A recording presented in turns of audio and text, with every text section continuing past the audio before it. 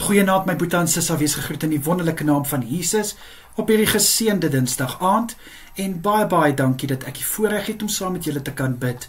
Ek hoop julle het 'n goeie dag gehad en dat julle kan sommer net terugkyk en julle kan die vrugte pluk van julle arbeid.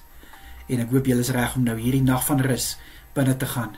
Kom ons bid lekker saam. Here, baie dankie vir hierdie donderdag, hoor nou vir my, vir hierdie Dinsdag wat in ons lewens toegevoeg was. Liewe Here, baie dankie dat U U hand oor ons gehou het. Vader, baie dankie vir al die voorsiening wat ons ontvang het. Dankie, liewe Here, dat ons kan terugkyk en ons kan die goedheid en die guns sien. Liewe Here, baie dankie vir 'n nag van rus wat nou vir ons voorlê. Ek bid in U kosbare naam, liewe Here, dat U asseblief elke boetie en sissa sal toevou in die arms vanaand. Ek bid dat hulle 'n soete nagrus sal hê, goeie rus sal inkry, liewe Here. En ek vra, Here, dat daar niks sal wees wat hulle nagrus gaan kom steur nie. Ek bid in Jesus naam vir goeie rus vir elkeen. Vader, mag U hand van kalmte en rustigheid oor elkeen wees tydens hulle slaap in Jesus naam.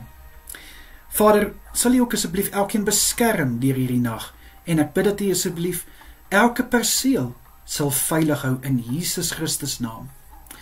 Vader, ek wil graag kom bid vir ons geestelike leiers. Vader, daar is so baie van hulle. Liewe Here, dankie vir hulle wat 'n hart het vir U kinders. Dankie vir hulle, liewe Here, wat U koninkryk wil uitleef en wil 'n verskil maak. Liewe Here, dankie vir die werke wat hulle doen.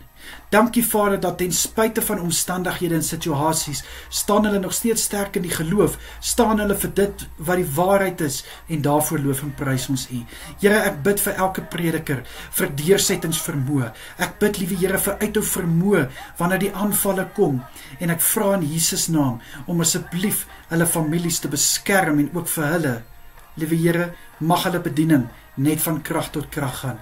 In Jesus Christus se kosbare naam is dit my gebed vanaand. Amen en amen.